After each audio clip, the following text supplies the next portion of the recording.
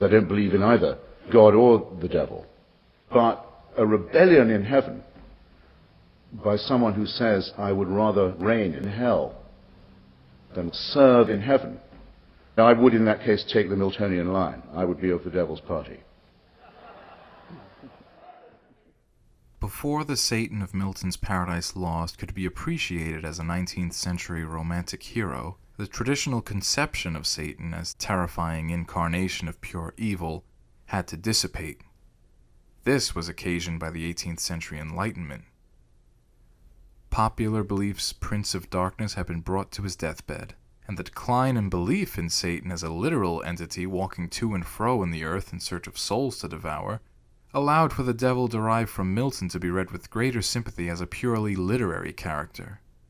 Paradoxically, as he shrank in theological significance, as Satan was reduced to symbolic form, he grew in mythic stature, embodying for the Miltonic-minded romantics the very spirit of revolt they cherished.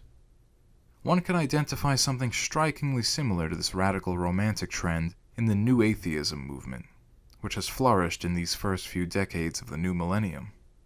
The late Christopher Hitchens, author of God is Not Great, How Religion Poisons Everything, and arguably the most formidable of the so-called Four Horsemen of New Atheism, was not only an atheist, but a self-styled anti-theist, which is to say, Hitchens not only disbelieved in the Almighty, but believed the very concept represented nothing less than the deification of despotism. On occasion, this sentiment led Hitchens to voice open sympathy for the Miltonic Satan, the arch-rebel so admired by the Romantics, saying things like he preferred to speak for the devil pro bono, and even listing Lucifer as one of his favorite heroes of fiction in his memoir. During one of his public appearances in 2004, a talk entitled The Moral Necessity of Atheism, after Percy Bysshe Shelley's Necessity of Atheism, the pamphlet for which the young romantic radical was ousted from Oxford, Hitchens likened his anti-theist position to the romantic tradition of being of the devil's party, but, unlike Milton, knowing it. The title that I chose, or that we agreed upon, is fairly obviously to some of you, stolen, annexed, plagiarized from the essay that got Shelley, Percy Bysshe Shelley, that is, thrown out of Oxford University. He wrote a short, rather beautiful essay called The Necessity of Atheism. And at that point, you couldn't attend any university in England, certainly not Oxford, unless you professed a certain kind of Anglican Christian orthodoxy. Those days actually are not very remote from us. It's not at all long since these religious tests and censorships were commonplace, even in the academy. But what I want to appeal to when I mention Shelley, and also to attack, to reproach to some extent, is a well-known tradition of nostalgia among ex-believers. I think probably the largest community in the world at the moment of former members of different churches, former or lapsed members. And it's very common to hear them say that though they had no choice but to abandon their faith and find their reason, that they feel the loss like a missing limb, like an absence of something fundamental. Many, many humanists can be found to this day to say that they wish it were otherwise. In other words, that they wish it were true. They wish the foundations of faith could be found in reason or in evidence. They regret the fact that it cannot, and they rest their case there. I suppose my first task, therefore, is to say to any such people who are here today, cheer up. Don't mistake me, I don't propose any simple-minded Nietzscheanism here, but I do want to propose the concept of the anti-theist as opposed to the non-theist or the agnostic. The anti-theist, such as myself, someone who's hostile to the idea of religion, takes no position as between different faiths. What if it was true nonetheless, could somehow ontologically be established as true, that we are all part of a grand divine design? What would that actually mean if it were to be true? Well, it would mean a regime of permanent supervision and surveillance over our lives and our personalities that never stopped, that began before we were born, went through every moment of our earthly life, and continued after our deaths. An inescapable authoritarian surveillance, control, and supervision. It would be like living in a celestial North Korea. I'm one of the very few people who've been to and written about North Korea. You have only one right as a North Korean. That is the right to praise your leader and to thank him for everything he's done for you and everything he's done for everyone you know, and to continue praising him and thanking him all the time without cessation for these benefits and this shower of gifts. In other words, in North Korea has been manifested the promise of the Christian paradise, a permanent system of praise for something that, after all, you didn't choose to have. There's a difference. You can die and leave North Korea.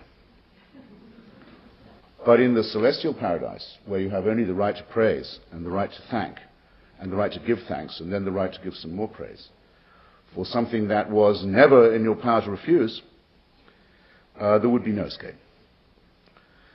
So what I want to ask myself, often do ask myself and do ask people who claim to believe, is why do you want such a thing to be true? What a hideous realm of permanent, total, inescapable unfreedom is being proposed to you. Thank God, I will say for the first and last time, that there is no evidence at all that we do live under any such system of surveillance, control, supervision, and the compulsory exacting of our thanks. Hence, I think, because this is the origin of totalitarianism, not in our outside world, where it's menacing enough, but within our own minds, the struggle to throw off this servility is the precondition for any struggle for liberty, whether intellectual or personal or moral. And it's a conundrum for believers, this. It's obviously not much of a conundrum for me, because I don't believe in either God or the devil. But it was noticed by William Blake, who had a strong interest in the transcendental, that throughout Paradise Lost, John Milton appears to sympathize with Lucifer and give him all the best lines and award him all the brave actions, in effect.